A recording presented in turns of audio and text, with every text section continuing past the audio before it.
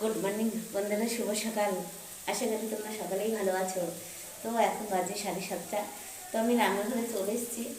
তো ভাতও আমার হয়ে গেছে। আর আজকে নিরামিষ আছে, আজকে শনিবার আছে আর নিরামিষ আছে। আর কিছু কিছু সবজি বানাচ্ছি, দেখো নিরামিষের জন্য। আমি এখানে রেখেছি, এই দেখো ডালের বড়া।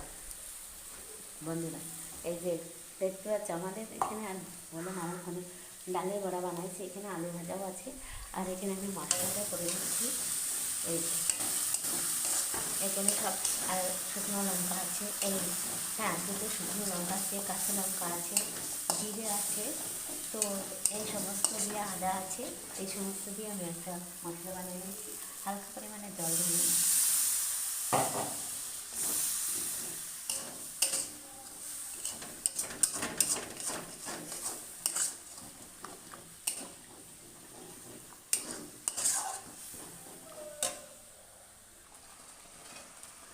তবে দেখতে পাচ্ছি বন্ধুরা, সাইডে এই যে তেল এসে গিয়েছে, আর মশলাটা যে যাচ্ছে হয়ে গিয়েছে।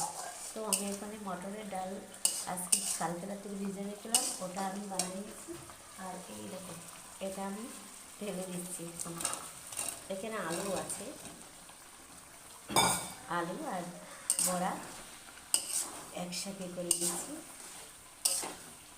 তা আলুটা আমি ভেজে তুলে রেখেছি।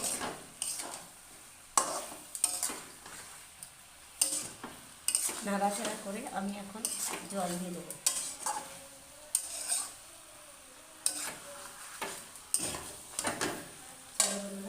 আর আমি এখানে কিছু জল রেখেছি, যে জলটা দিয়ে দিলাম পরিমাণ মতন। আর একটু লাগবে, জলও দিয়ে দিচ্ছি।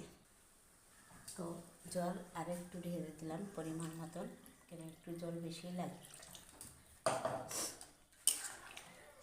মিটার মতন জল দিয়ে দিলাম। ভাবলাম প্রতিদিন তো ডালই হয়, তো আজকে একটু বড়া বানাই খেয়ে দিচ্ছি। তো এই কারণে বড়াটা বানাই নিলাম। একটু পরে ঢাকা দিয়ে দেবো। তবে চলো বন্ধুরা, এই দেখো আমি সবজিটা, বড়ার সবজিটা লাগাই দিয়েছি এখানে। এই যে ধনিয়া পাতা দিয়ে দিলাম ওপরছে।